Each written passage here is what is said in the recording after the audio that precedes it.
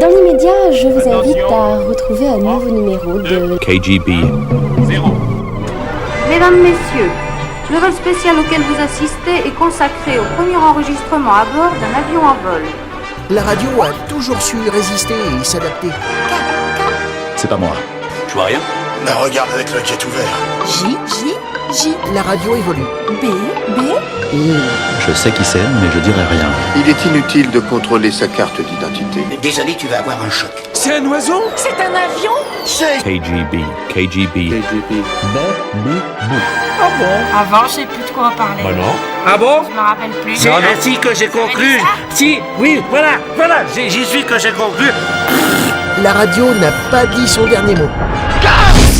Camarades, KGBistes, bienvenue dans cette 52e émission de KGB.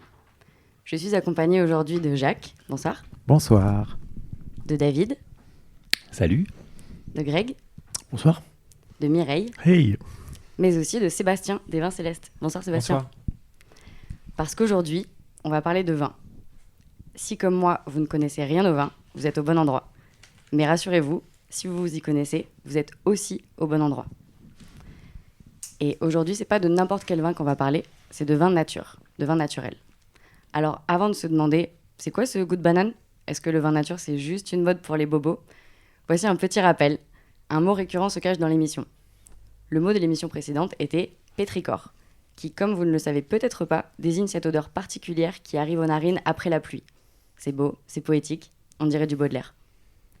Greg, je te laisse maintenant présenter notre invité à travers le questionnaire de Proust.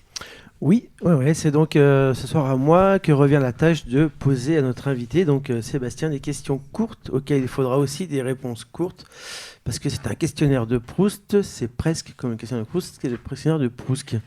Alors Sébastien, tout d'abord, ton premier émoi avec le vin. Petite enfance, pique-nique en famille au bord de l'eau. Ok. Un pays ou une région viticole? L'Italie. L'Italie. Et la Toscane en particulier. C'est précis. Ouais. Viniculture ou viticulture?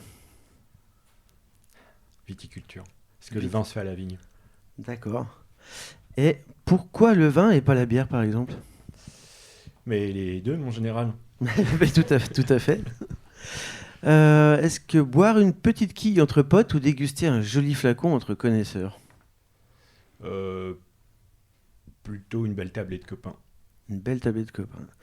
Est-ce que recracher, c'est gâcher? Oui. Ça, c'est une réponse franche. Et voilà, la dernière question qui, pour moi, fait vraiment débat et qui me hantera sûrement jusqu'à la fin de mes jours. Tire-bouche-trompe ou Schtroumpf-bouchon? Schtroumpf-bouchon.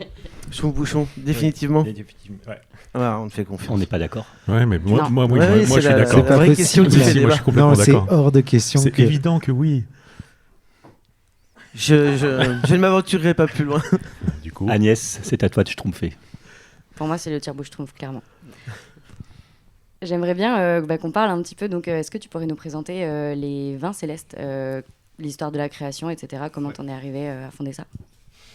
Ouais, alors à l'origine, donc moi je suis graphiste. Je suis pas du tout issu du milieu vitivinicole. Je suis graphiste.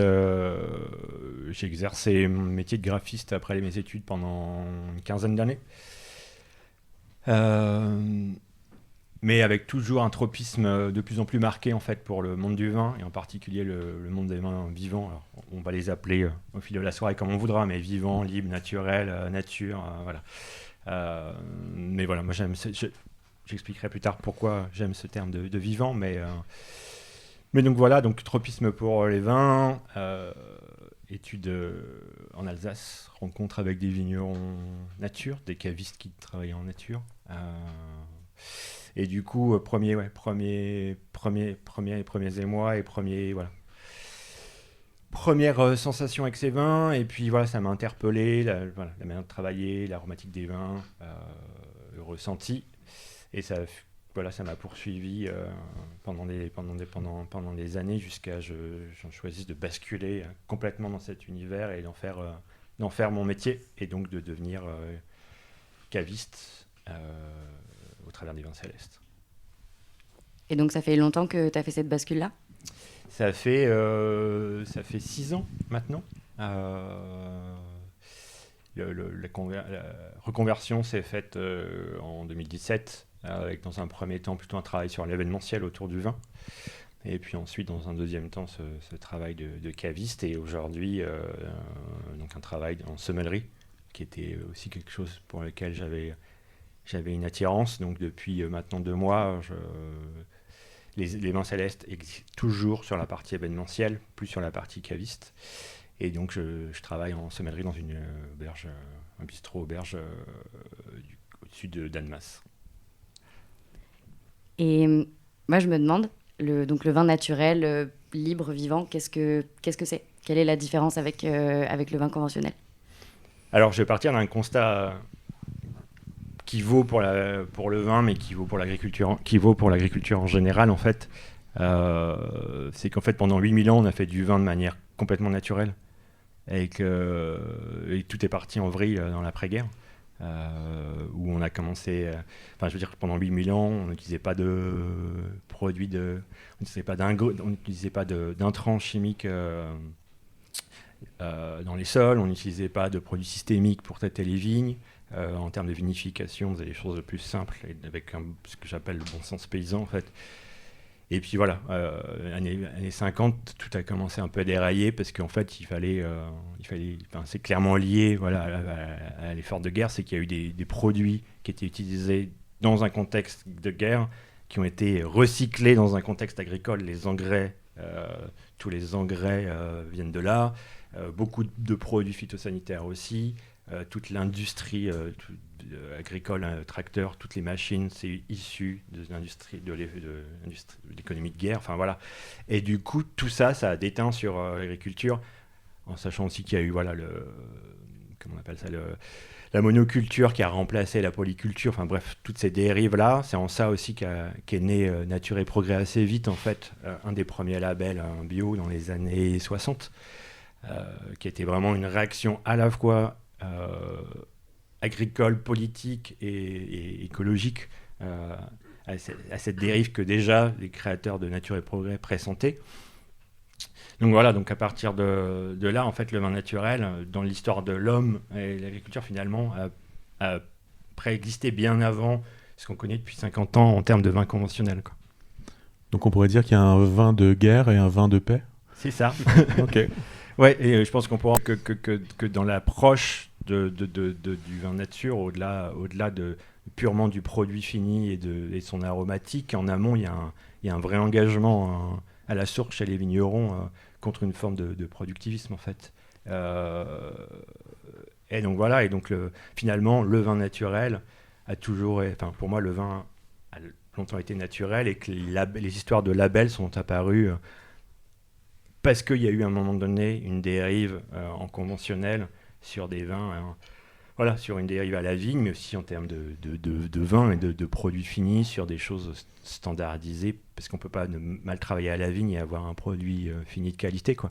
Donc forcément, très vite on s'est aperçu qu'avec en surproduisant les raisins, en appauvrissant les sols, la qualité des raisins n'était plus là, donc il a fallu commencer à développer une pharmacopée pour avoir un truc qui ressemble à peu près à du vin, et du coup avoir beaucoup d'intrants œnologiques. Aujourd'hui, dans les vins conventionnels, au-delà des traces de pesticides incontournables, on a environ 300 intrants œnologiques qui sont autorisés, en fait, avec des noms souvent imprononçables. Ce qui sous-entend que c'est des choses pas très... Ça sous-entend qu'on les retrouve dans des carburants de fusée, des trucs voilà, comme ça, quoi. Exactement. Ça veut dire qu'il reste plus beaucoup de vin dans le vin, quoi. Ouais, c'est ça. Ouais. Et le goût de banane vient peut-être pas de 300 ça. Dans une bouteille de vin, mais les 300 font partie de la caisse potentielle. La caisse à outils du mec qui bosse en conventionnel et qui a des raisins qui ressemblent plus trop à des raisins parce que pas d'équilibre en termes de taux de sucre, en termes de levure aussi, parce qu'en fait le vin naturel c'est ça aussi, c'est qu'à la base l'idée c'est de travailler avec un raisin, et la vigne n'est pas juste un porte-raisin. La vigne c'est une plante, c'est quelque chose de vivant, donc faut avoir des sols vivants, une plante qui soit en bonne santé avec un équilibre à la vigne qui permet d'avoir des bons raisins. Et à partir de là, on peut travailler de manière naturelle, c'est-à-dire faire partir des fermentations de manière spontanée, sans levure de laboratoire, donc des levures des levures de synthèse, et travailler avec ces levures présentées à la vigne, qui sont aussi présentes à la cave, parce que ça fait partie de la flore bactérienne. Mais voilà, utiliser ces bonnes bactéries et ces bactéries entre guillemets naturelles pour travailler sur... C'est un bon argument, ceci dit. Si tu appelles un vin vivant et que tu l'opposes à un vin mort, moi je sais ce que je choisis en général. Ouais. Et quand je dis vin mort, quand je dis vin vivant, j'oppose ça vraiment à vin mort. C'est-à-dire que c'est ça. Ce qu'on trouve sur les étals de la grande distribution, c'est des vins qui sont tellement pleins de... il faut savoir que c'est des vins qui sont très souvent flash pasteurisés. Donc là, c'est clair que c'est comme votre lait UHT Candia, quoi. C'est clair que la vie, on n'en parle plus dans ces vins-là. En fait, on veut tellement un produit qui soit hyper stable, alors que la nature du vin, c'est pas d'être hyper stable. Un produit qui est sur une base de fermentation peut pas être 100% stable. Donc en passant par la flash pasteurisation, on évite ces écueils de dérive, mais en même temps, on tue le vin, quoi. Et là, on en arrive à un moment charnière de l'émission, parce que ça s'entend un petit peu dans mes micros, mais les verres commencent à se teinter un petit peu. Ouais. Forcément, cette pratique, elle a donc une différence en termes de goût sur le produit fini. Et tu nous as amené quelques vins. Oui. Est-ce que tu peux nous parler du premier que Denis est en train de nous servir, s'il te plaît ? Donc le premier, iconique Petnat, donc pétillant naturel, qui est devenu un des étendards du vin naturel, qui est donc un vin refermenté en bouteille, qui a cet avantage de pouvoir être produit rapidement et d'être commercialisé rapidement, donc de faire de la trésorerie. Donc, parce qu'en fait, il faut être aussi pragmatique. En naturel, c'est que les vignerons doivent aussi pouvoir vivre de leur travail. Et donc le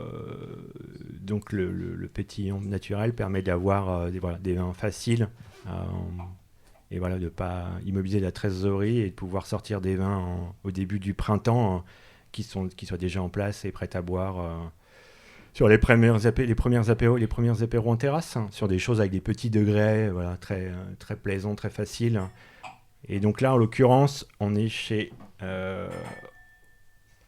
Offshoot. La cuvée Offshoot est donc produite par Ips Good Wine en Slovénie.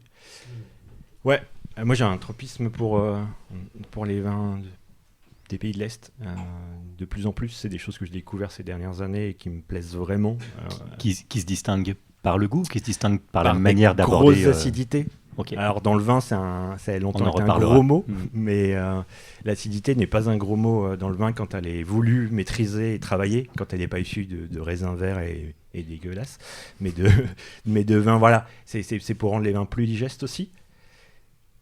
Et du coup, voilà, là on est sur donc pétillant de Blaufränkisch en Slovénie, pétillant légèrement rosé et tout petit degré.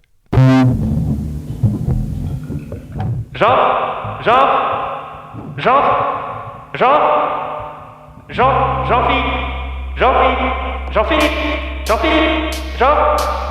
Wouh, petite quille.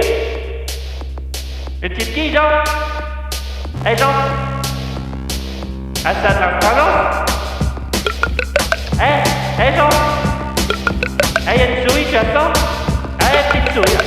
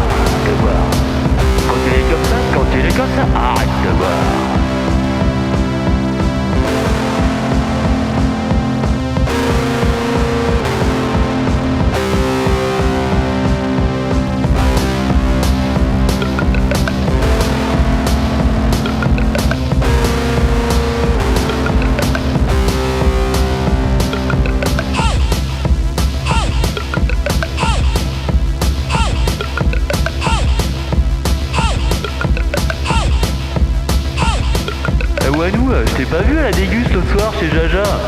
On s'est mis 2-3 kills là, putain exceptionnel. On a bu un gamet, on était un peu ragué au départ mais... dès que tu l'aères, putain un petit bijou. On l'a carafé.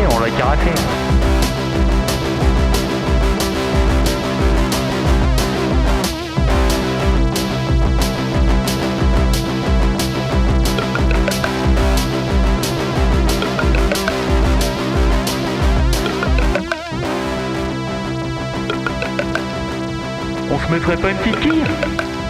Allez, on se met une petite quille. C'est 6 verres une petite quille, allez, on se prend une petite quille. Moi je vais partir sur un Jaja. Toi, un petit glouglou là. Vous avez quoi en glouglou? Ah ouais. On va prendre ça, ouais. Ouh, il est réduit. On va l'aérer un peu, on va le caresser. La jeunesse emmerde les vaporationnels. La jeunesse emmerde les vaporationnels. La jeunesse emmerde les vaporationnels. La jeunesse emmerde les vaporationnels.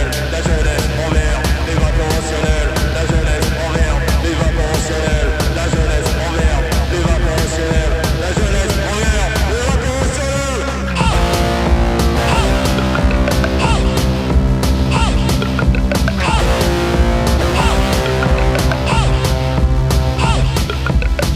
Non mais c'est comme ça qu'il faisait avant. De toute façon, le vin Frali, avec toutes les merdes qui mettent dedans, moi je peux plus. À un moment donné, ça sulfite.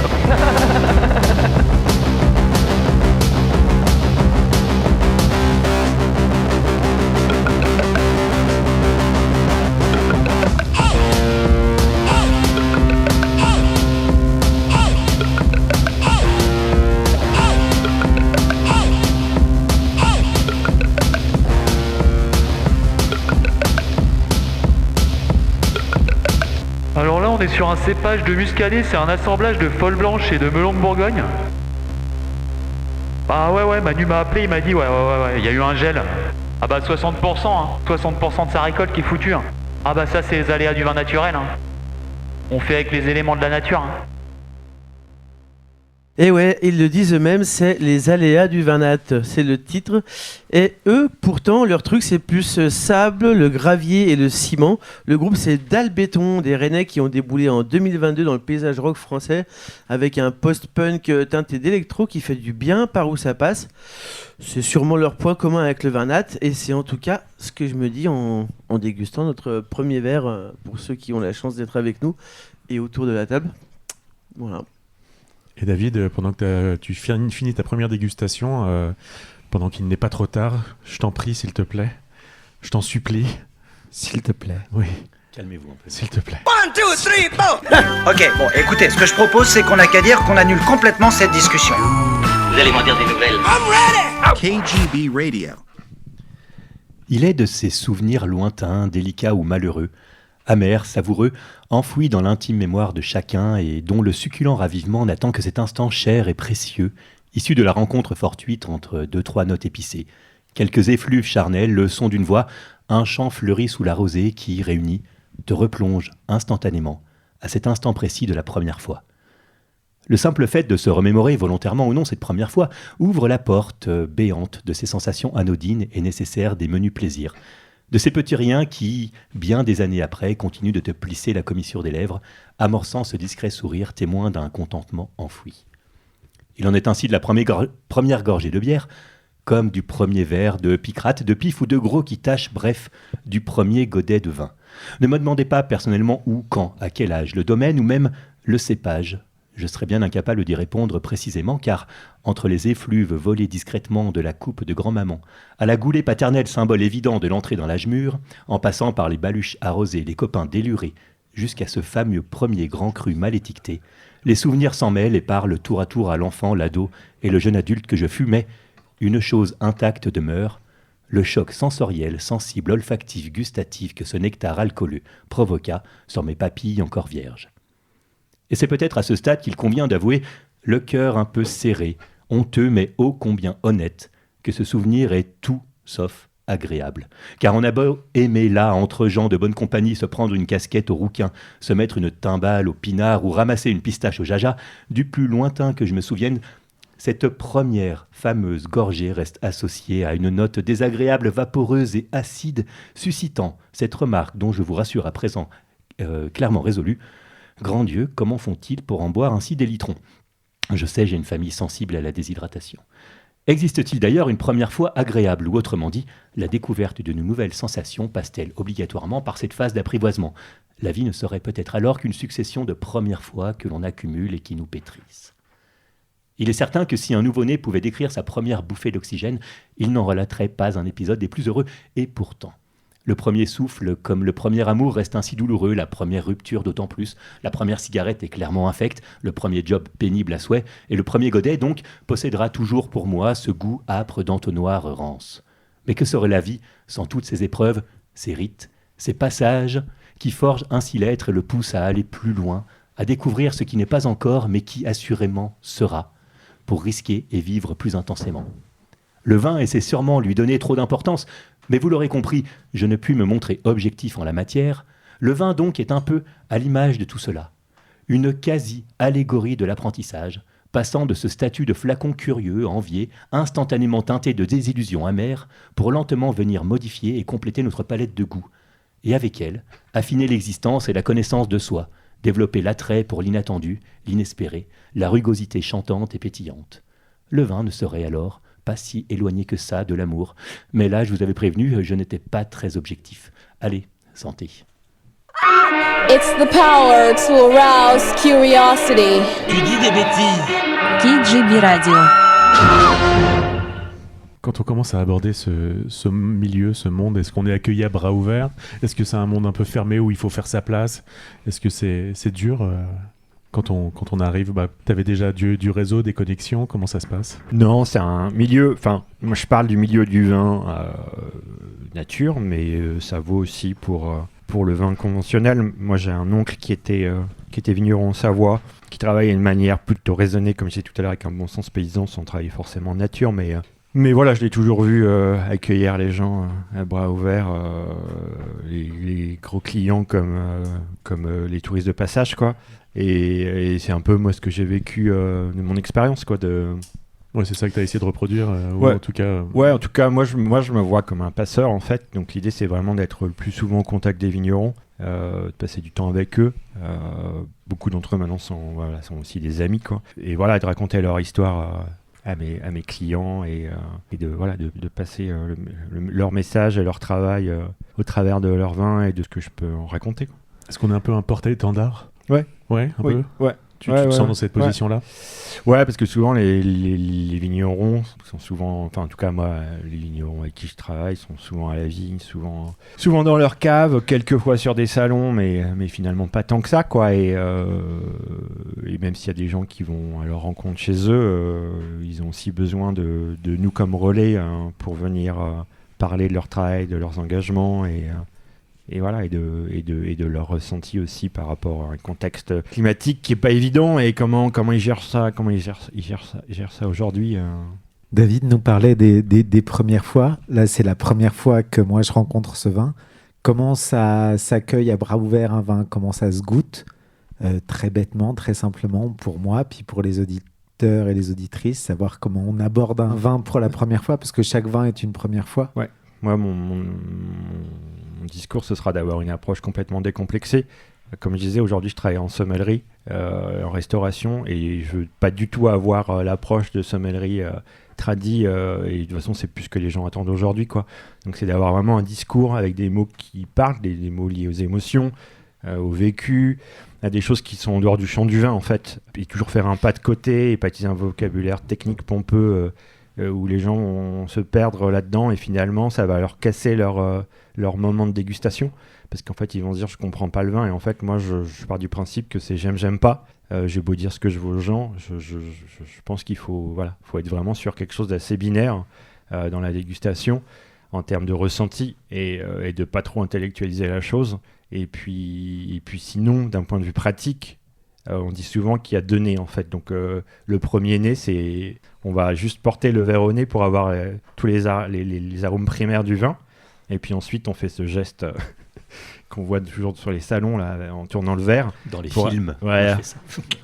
Voilà, c'est celui qui maîtrisera le mieux. Mais voilà, et puis là, on va aller réveiller un peu d'autres arômes dans le vin, d'aller voir un peu comment il se comporte dans le verre en termes de matière et texture, comment il va accrocher sur les parois du verre. Parce qu'il y a aussi l'aspect visuel qui est important. Et puis après, là, ce que je disais juste avant, précédemment, c'est arrive la partie émotion. Les 2 j'aime pas, je ressens, je comprends pas. Mais après, voilà, faut en parler. Et puis voilà, parler avec ses mots et, comme je disais, pas trop tergiverser, quoi.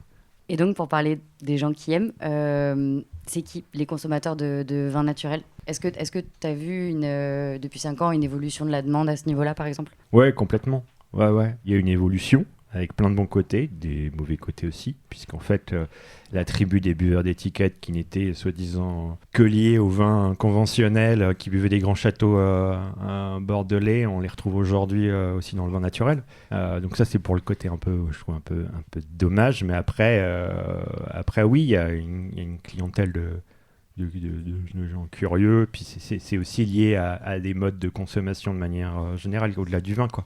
C'est dans la manière de consommer de manière des choses saines, transparentes, et pas issues de l'industrie agroalimentaire, et ça fait partie d'un tout, quoi. Donc ça fait partie d'une dynamique. Il y a aussi des gens qui ne buvaient pas de vin, qui boivent aussi des vins nature aujourd'hui, parce qu'en fait on va avoir des arômes, on va avoir comme je disais, petits degrés d'alcool, des aromatiques différentes. On va pas être sur des trucs hyper extraits qui font 15 degrés qu'on pouvait boire, parce que aussi c'est ça, c'est que les modes de consommation changent. C'est que d'habitude les vins conventionnels, pour la plupart d'entre eux, étaient conçus comme des vins de repas, en fait, sur des choses quand même très structurées, très lourds, très charpentés, ou alors des vins avec des élevages longs. Aujourd'hui, dans le vin nature, on a des vins beaucoup plus décomplexés sur des choses qui peuvent se boire au repas, sur les macérations carboniques, sur ce qu'on déguste là, sur les pétillants naturels, sur plein de vins qui vont être beaucoup plus faciles au quotidien à boire dans d'autres contextes que le repas, en fait. On a presque une rééducation du goût à faire, en fait, oui, par rapport à tout ça. Complètement. Ah, mais là, il y a une vraie gymnastique, parce qu'en fait, nos palais ont été formatés avec un goût du vin pendant plus de 50 ans. Un goût du chêne, c'est ça surtout. C'est ça, avec Mon Dieu, quelle horreur. Exactement. On y est tous passés. Hein. Ouais, et puis avec les levures aromatisées à la mûre, à la groseille, à la framboise, quoi. Donc il y a un gros travail à faire de désapprendre tout ça pour revenir à des choses simples et brutes de cuve, quoi, et des choses vraiment sans artifice, quoi. Donc c'est clair que, moi le premier, au début ça déstabilise et que ça demande c'est un cheminement. Il y a des gens qui vont prendre le truc en cours et que ça va leur plaire, et d'autres qui adhéreront jamais, quoi. Et il y a aussi beaucoup de légendes urbaines sur leur nature, comme quoi ça sentirait le poney, que ça pétille, que ceci, que cela. Je vais pas faire la liste de toutes les déviances. Il y a ces déviances. Il faut savoir que ces déviances, elles existent de manière générale dans le vin. Elles existent dans le vin nature. Elles sont palpables et on peut les ressentir dans le vin nature parce qu'on n'utilise pas d'additifs, on n'utilise pas d'intrants chimiques.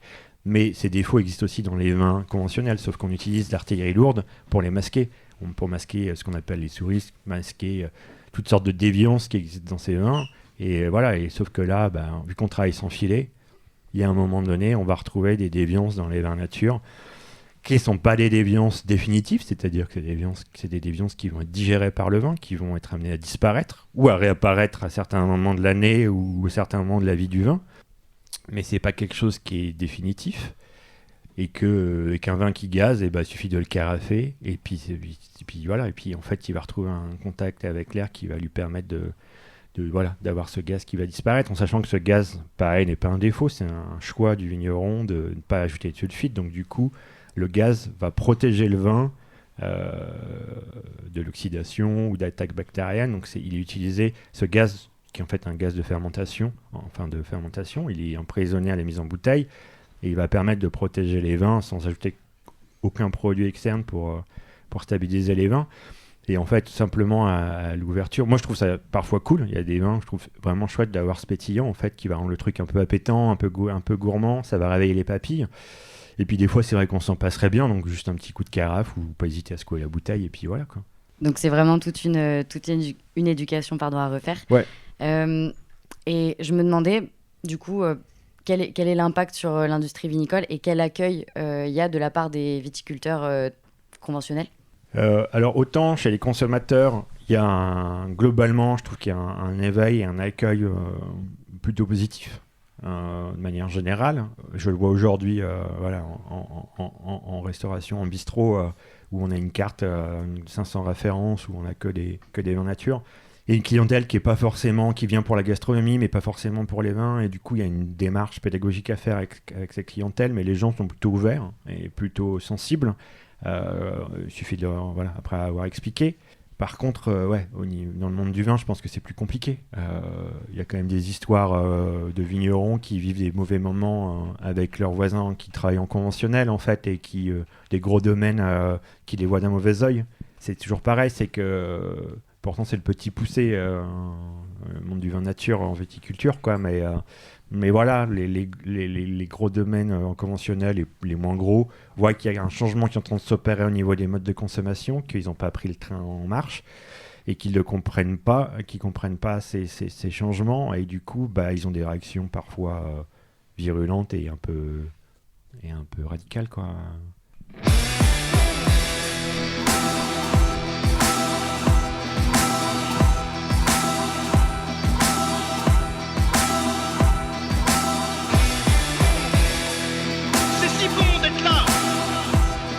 Que la première fois, tu sais qui c'est? Prince Gérard Basse, mec. Hey, je suis de retour. Je vais te dire une chose, c'est que ça me fait super plaisir, ouais. On est venu remettre le couvert. Tu sais comment ça se passe? C'est maintenant. On envoie le son et tu peux pas tester. Oh là, c'est le grand retour de sa majesté. Yeah, si on est sobre, on va pas le rester. C'est déjà trop tard, c'est le retour de Prince Gérard. Prince G, tu sais que ça va partir en vrille.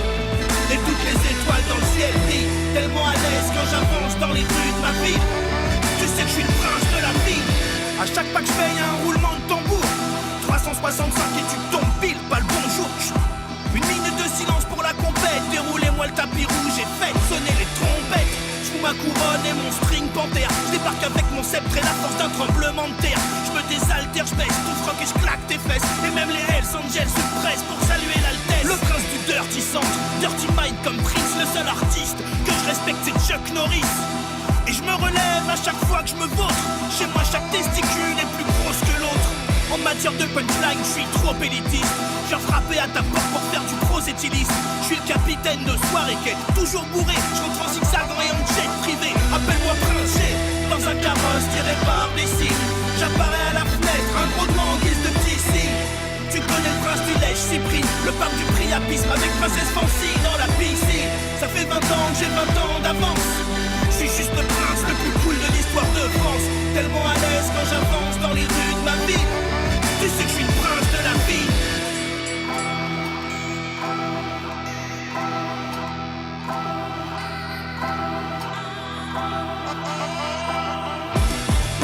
J'ai un physique d'Apollon dans mon slip Athéna. Et comme Zeus, je vais lâcher une bonne dose de foudre.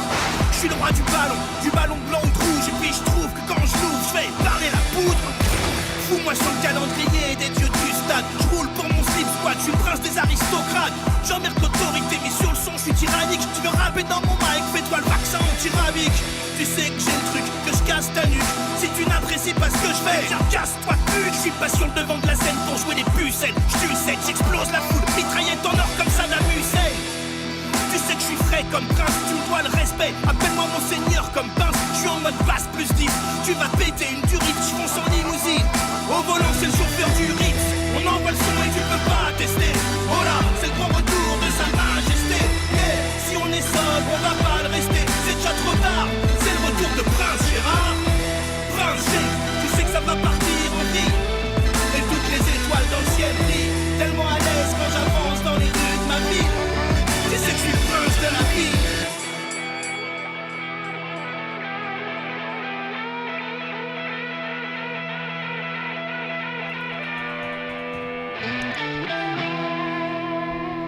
Eh ben, dans l'émission, normalement, on a un fil qui nous guide comme un entonnoir tout droit sur nos annonces, nos désannonces. Mais là, j'étais un petit peu cuté, mais c'est pas grave.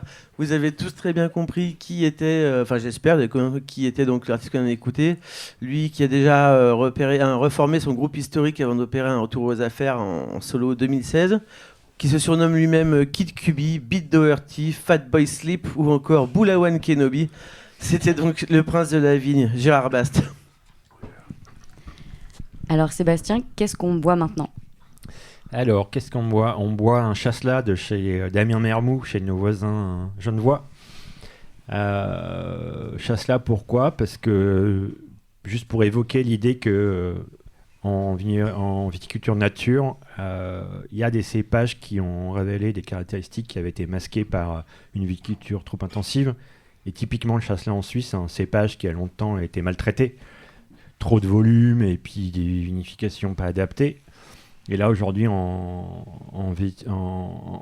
approche sur des vins vivants, en fait, on arrive à... Le chasselas, c'est un cépage hypersensible, en fait. Donc, pour vraiment révéler toutes ces nuances, il a besoin d'être travaillé en petit rendement et sur des vinifications douces. Donc voilà, c'est ce que fait Damien à Lully, juste à 3 pas de Saint-Julien en Genevois. Donc chasselas avec des élevages mixtes, cuves et barriques qui sont assemblés à la mise en bouteille. Et sur cette jolie dégustation, Jacques, c'est à toi. Oui. 1, 2, 3, 4. Je chasse là depuis des années. Et encore sans compter les jours fériés. Ça va, ça bosse dur ? Non. I'm ready. Out. KGB Radio. Camarades, cagibistes, je me suis longtemps posé la question de ce que j'allais raconter dans cette chronique aujourd'hui. Quand je dis longtemps, c'est au moins jusqu'à hier soir, tard. Très tard. J'ai pensé vous parler d'actu, mais l'actu tue en ce moment, et je préfère largement la grâce des tutus qui, eux, ne tuent pas. J'ai pensé revenir à mes premiers amours et vous parler des liens entre littérature et vin, parce qu'il y a plus que matière entre la poésie du gigantesque Omar Khayyam, l'éloge de l'ivresse de Lippo, les compagnons de la grappe de John Fante, et je vous ai même pas parlé de Rabelais, Baudelaire ou de Boris Vian. Et puis j'ai pensé à cette BD de Étienne Davodo, Les Ignorants. BD où il raconte cette initiation croisée, lui apprenant le monde du vin et des vignobles auprès d'un vigneron pendant toute une année, et Richard Leroy, le vigneron en question, qui ignore tout de la bande dessinée et qui va se laisser initier par Davodo pendant cette même année. Et là, je me suis dit que je voulais vous parler de ça. Pas vous parler de la BD, non, parce que ça, de toute façon, c'est déjà fait. Mais de vous parler de cette idée-là, toute bête et pourtant si belle, si nécessaire. Quand on ignore un truc, eh ben, on n'a qu'à aller voir les gens qui savent ou que ça concerne et leur demander de nous apprendre.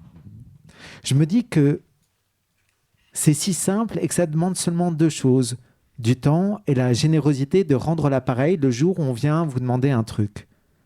Je me dis que la plus grande bibliothèque du monde est là, disponible sous nos yeux.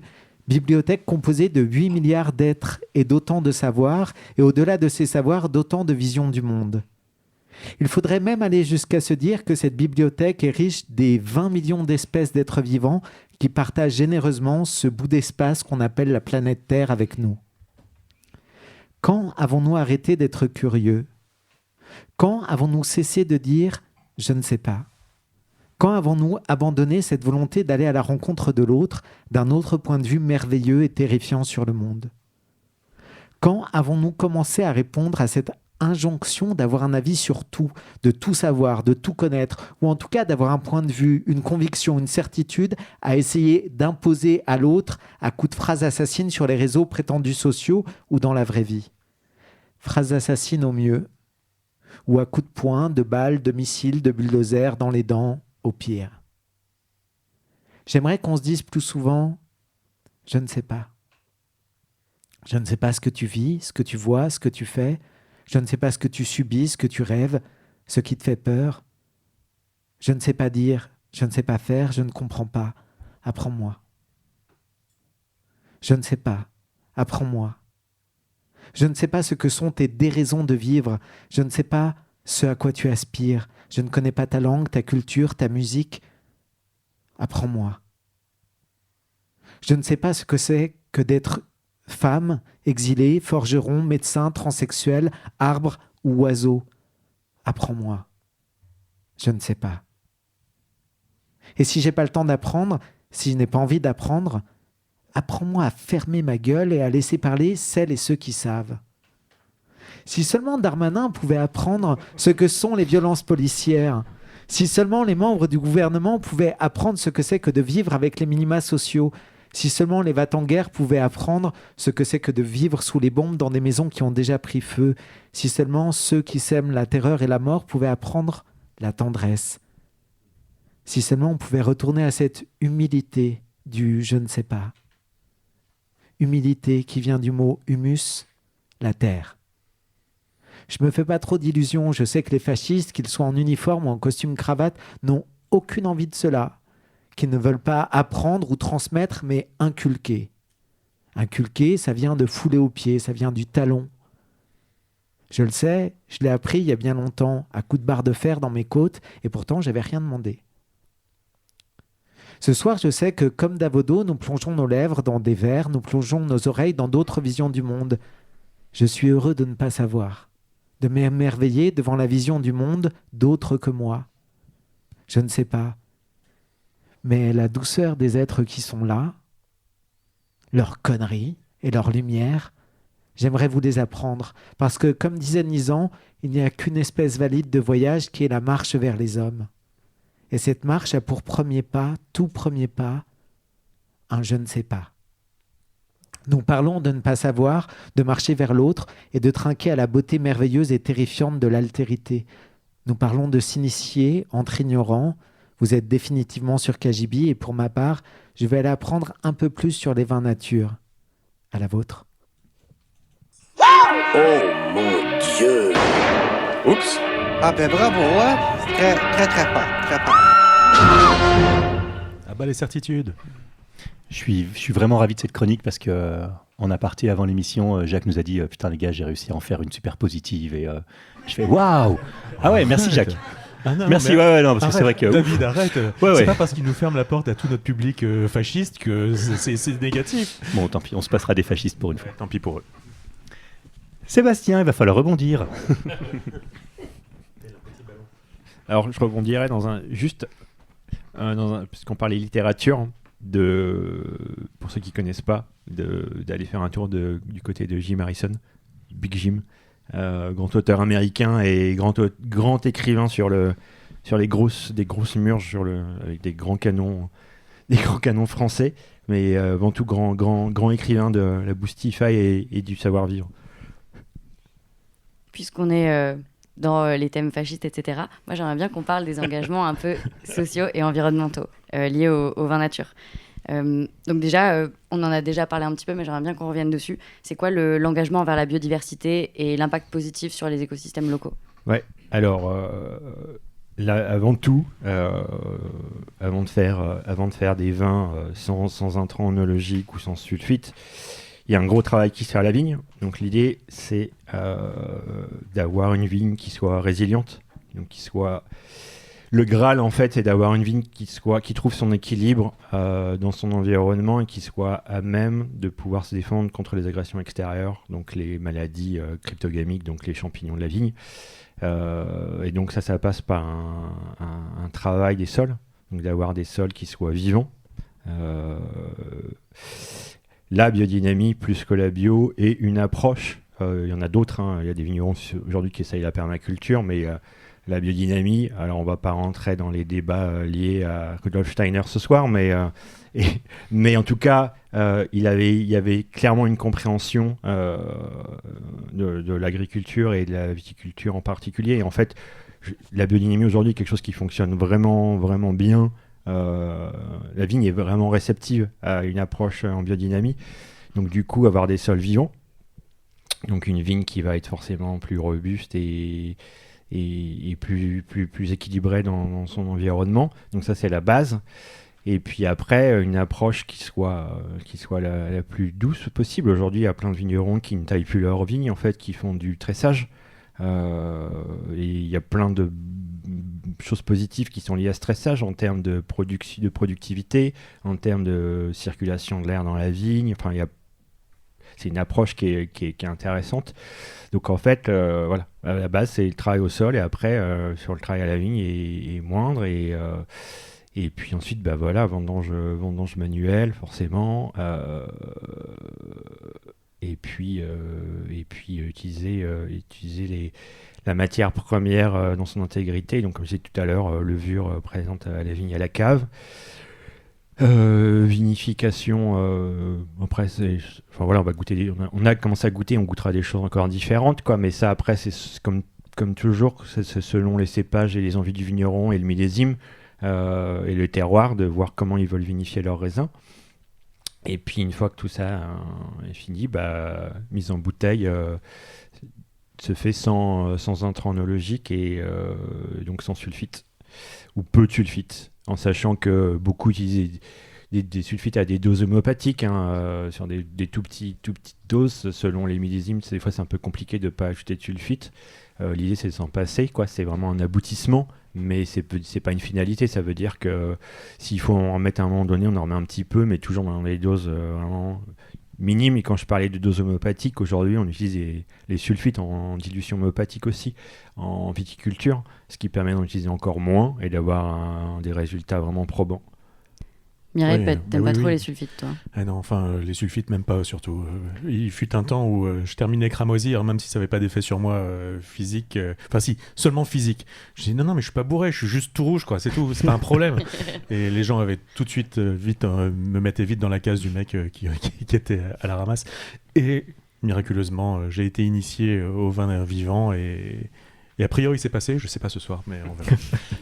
Mais oui, parce qu'en fait, après, il y a aussi sulfite et sulfite. Les sulfites dans les vins conventionnels sont des sulfites qui sont issus des déchets pétrolifères, qui sont les conservateurs qu'on voit dans les crevettes de Madagascar. C'est les mêmes sulfites, c'est des sulfites qui sont vraiment pas bons pour la santé, qui sont reconnus par l'OMS depuis 50 ans comme un allergène, qui dilate les vaisseaux sanguins, qui donne ses effets de rougeur, qui donne ses maux de tête. Donc quand on dit que j'aime pas le vin blanc, c'est pas que vous aimez pas le vin blanc, c'est que vous buvez un vin conventionnel où il y a plus de sulfite que de raisin, quoi. Vous aimez pas le pétrole, quoi. Voilà. Ah ouais. Et les sulfites qui sont issus qu'on va utiliser en viticulture nature, quand on utilise un peu, sont des sulfites minéraux qui sont qui ont rien à voir en fait, et ils sont utilisés dans des doses vraiment infimes. Donc voilà, et donc après. Et après, ça part sur le marché et les vins sont à découvrir auprès d'une clientèle qui va se régaler de choses sans intrants chimiques. Ah oui. Et je me demandais, du fait que les vignes sont, comme tu disais, plus résistantes, est-ce qu'il y a une meilleure adaptation aux effets du changement climatique, par exemple les variations de température, les conditions météo extrêmes? Alors aujourd'hui, il y a plusieurs approches. Il y a une approche qui est de travailler avec des hybrides. On n'en goûtera pas ce soir, mais donc les hybrides, en fait, ce sont des cépages résistants. Donc c'est des cépages. Donc par exemple, c'est un cépage, on va dire un gamay. On va prendre le Gamaret qui est beaucoup utilisé en Suisse aujourd'hui.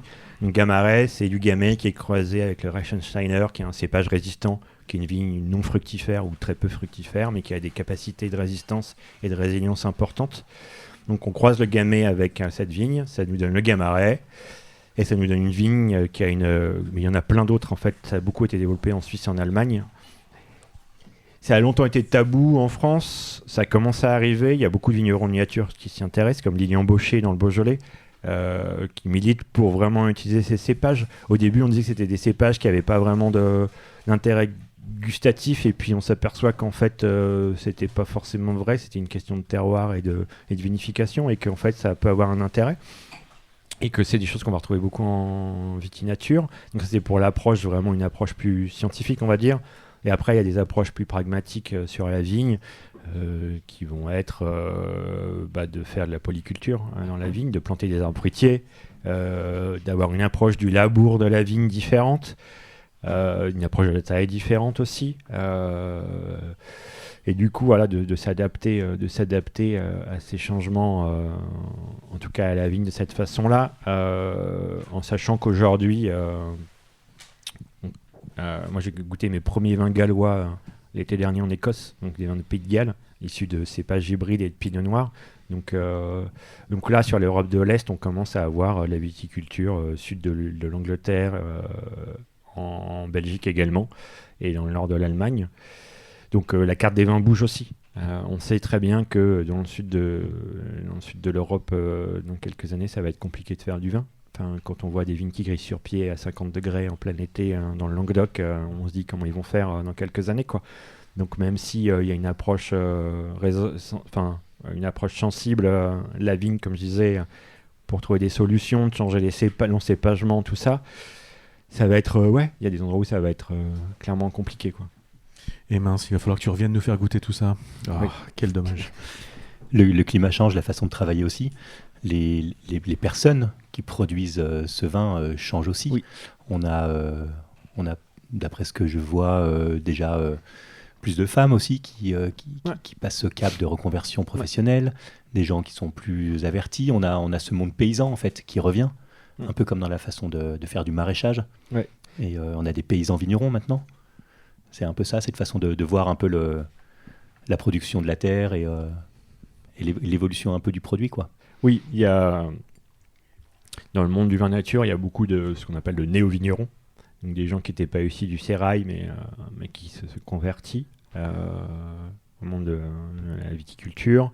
Il y a effectivement plus de femmes, même si c'est pas non plus le paradis non plus. Peut-être que ça témoigne simplement d'une ouverture aussi. Oui. Il ne faut pas non plus se dire que c'est génial que le monde de la nature accueille les femmes à bras ouverts. On sait qu'il y a quand même c'est pas un problème en soi. Non. Mais que voilà, s'il y a quand même, c'est quand même le jour et la nuit avec l'univers de la viticulture conventionnelle et il y a quand même les lignes bougent quand même malgré tout. Et puis que oui, il y a une approche aussi de diversité, c'est-à-dire que les vignerons nature ne sont pas que vignerons. Il y en a beaucoup qui font aussi de l'élevage, parce qu'en fait, ils font de l'élevage parce que les moutons à la vigne l'hiver, c'est cool, parce qu'en fait, ça amène quelque chose en termes de labour et de. Mais voilà, c'est quelque chose qui est lié à. Voilà, là, je vais revenir à la biodynamie. En fait, c'est que Steiner préconisait ce qu'il appelait je ne retrouve plus le terme, mais un environnement agricole intégral, c'est-à-dire d'être vraiment dans une approche polyvalente, d'avoir systémique, et d'avoir l'élevage d'avoir des moutons qui gambadent dans les vignes, qui vont aller gratter la vigne, qui vont amener quelque chose au niveau de l'humus, au niveau de la vie des sols. Il y a des vignerons qui font beaucoup d'alcool à côté aussi, des gins, qui font des spiritueux, qui font même parfois de la bière, qui ont une approche polyvalente et qui font du miel également. Tu reviens aux bases, mais avec du bon sens, quoi. Ouais. C'est essentiel. Tu reviens à l'essence, quoi. Oui. Complètement. Et tu disais qu'il y a eu, après la Seconde Guerre, cette injonction à grands coups d'entonnoir de balancer du produit phyto et tout ça dessus.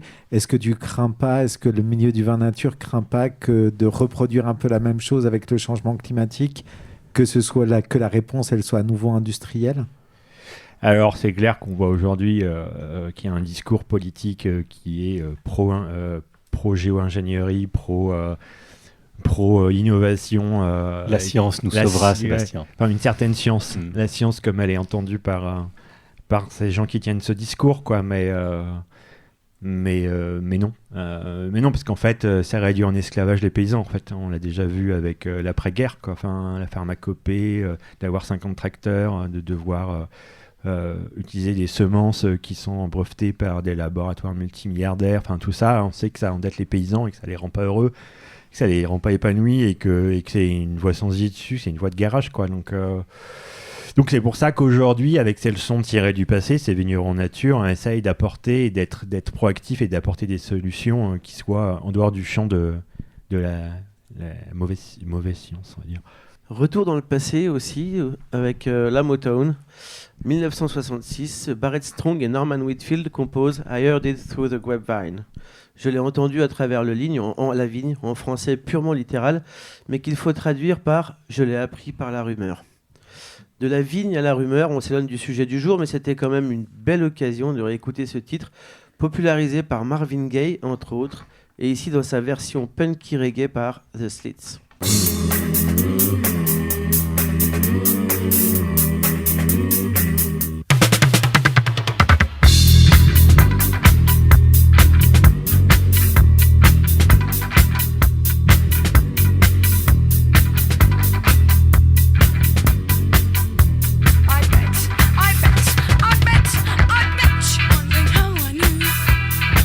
Your plans to make me blue with some other girl you knew before.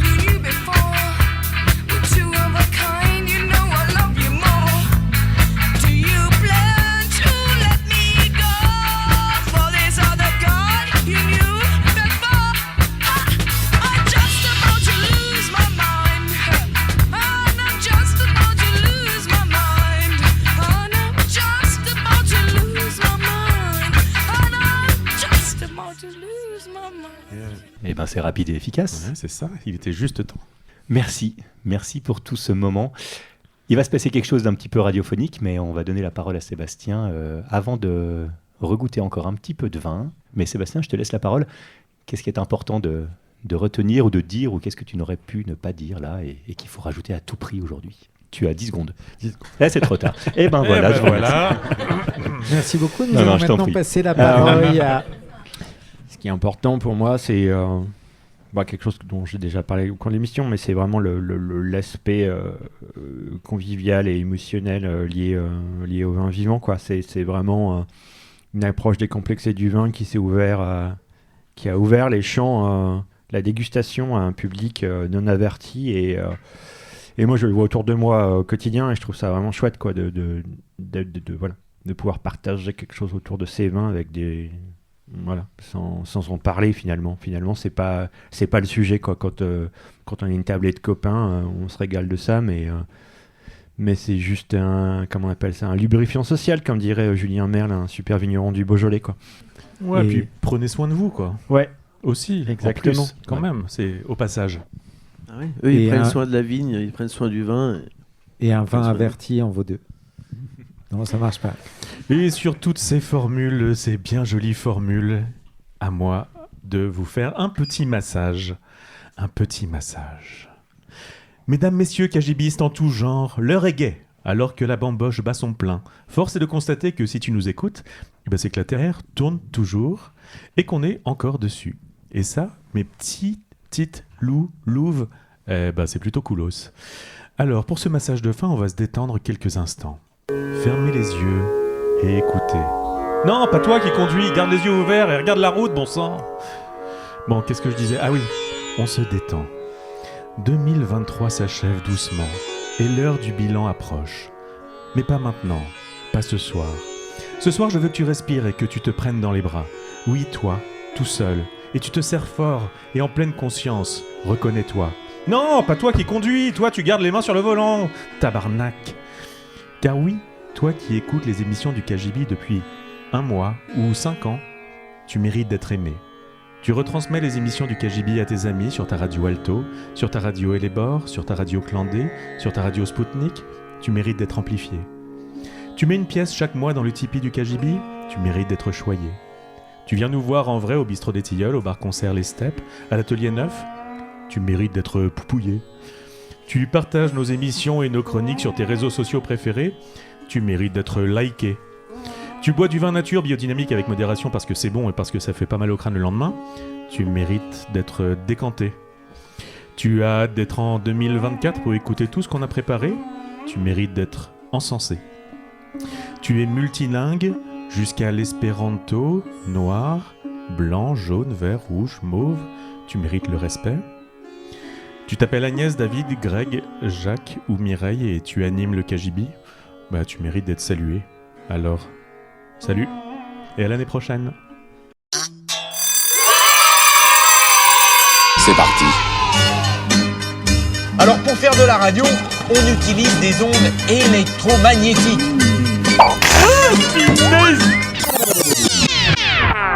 Et pour nos amis des podcasts, des réseaux sociaux, des pigeons voyageurs et de la folie ordinaire, nous continuons quelques instants. Qu'est-ce qu'on vient de goûter ? Qu'est-ce qu'on vient de boire ? Celui-là, on en a pas parlé. Alors, qu'est-ce qu'on vient de boire ? On vient de boire un vin qui est dans le prolongement de ce qu'on disait sur les cépages qui vont probablement le mieux s'adapter aux aléas climatiques. C'est un Fer Servadou.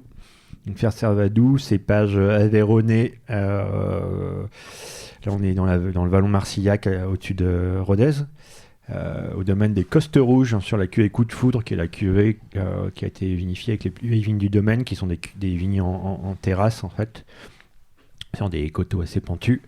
Donc, vieille vigne de Fer Servadou, avec des élevages en vieille barrique.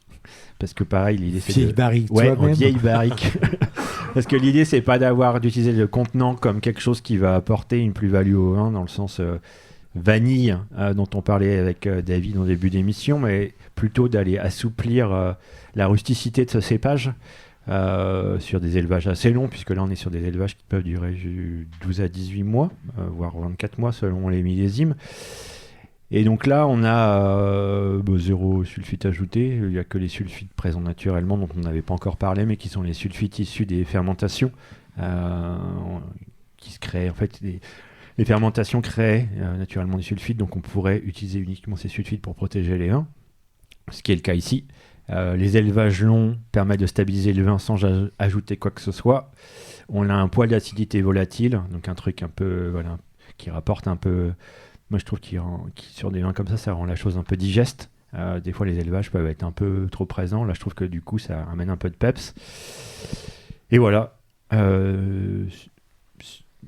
L'Aveyron, je trouve que c'est vraiment un chouette coin. Et avec ces cépages, on est sur des choses qui, dans le temps, devraient permettre d'avoir des vins qui tiennent la route malgré les aléas climatiques. Il en parle bien. Hein. Il a le vocabulaire. Hein. Wow. Ça t'a fait réviser la géographie ou quoi? Toutes ces histoires. Alors j'avais déjà un tropisme pour la géographie. Ah ouais. Ouais. Donc du coup, ouais, je m'éclate avec le vin parce que du coup. Là, tu l'abordes différemment. Ouais. Ouais. Au niveau, enfin, ouais. Puis j'aime beaucoup aller, voilà, barouder en Europe, ailleurs, découvrir des choses. Donc du coup. Ça te fait vraiment faire voir du paysage. Quoi. Ouais. Greg, on parle d'élevage en barrique et de temps. Est-ce que les vins naturels doivent être bu plus jeunes ou doivent-ils attendre plus longtemps en bouteille ou que d'autres? En fait, l'approche, elle est vraiment, c'est vraiment une approche, c'est un choix de vigneron, c'est-à-dire qu'en fait, on a bu des pétillants naturels. L'idée, c'est de les boire. On n'est pas sûr des choses à garder. L'idée, c'est de les boire l'été, le printemps et l'été suivant. Il n'y a pas de volonté de garde. Après, il y a des vignerons avec qui je travaille, en particulier, je pense à un domaine dans le sud-ouest, qui, eux, font vraiment des vins c'est des vins nature. C'est nature, hein, il y a vraiment rien d'autre que du jus de raisin fermenté. Et là, on est sur des élevages longs, voire très longs, puisqu'ils ont une cuvée qui s'appelle Totem, domaine du Pêche. 14 ans d'élevage en foudre bicentenaire. C'est des vins, moi, je pense qu'ils sont partis pour 20 ou 30 ans. Et il n'y a que du jus de raisin fermenté. Quoi. C'est-à-dire qu'il faut déjà 14 ans avant la mise en bouteille. Ouais, tout à fait. Il faut déjà pas être sûr de soi, mais savoir où on va et tous les ans. Puis je pense que j'aimerais pas être à leur place. La nuit, ils doivent pas forcément toujours bien dormir. Quoi. Je pense que quand on travaille on immobilise comme ça des volumes de vin avec des élevages longs, voire très longs, sur plusieurs cuvées, parce que eux, en fait, il n'y a rien qui sort du domaine avec moins d'un an d'élevage. C'est chez eux, c'est 4, 5, 6, jusqu'à 14 ans d'élevage, quoi. Ouais, faut tenir la route derrière et il faut être serein, quoi. Ah ouais, il y a un solide aussi. Et eux, ils font vraiment des vins, qui vont se stabiliser naturellement avec le temps. C'est quelque chose qu'ils ont appris aussi en vinifiant, et qu'ils ont des vins vraiment, une fois qu'ils sont en bouteille, ils sont beaucoup à l'écoute. Ils goûtent souvent leur vin, ils sont beaucoup à l'écoute de ce qui se passe en cave, ils sont à l'écoute des vins.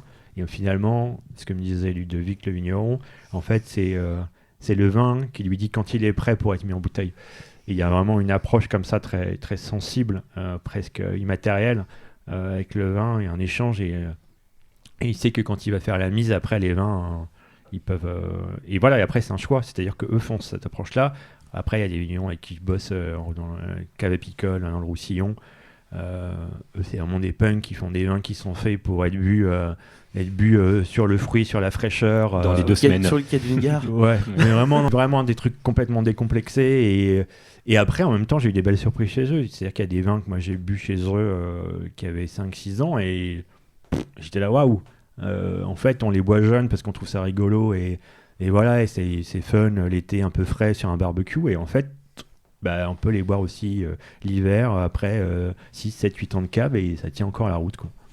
Okay. Je sais même qu'au comptoir d'une caravane, tu nous as parlé d'expériences, même un petit peu, que certains vignerons pouvaient mener.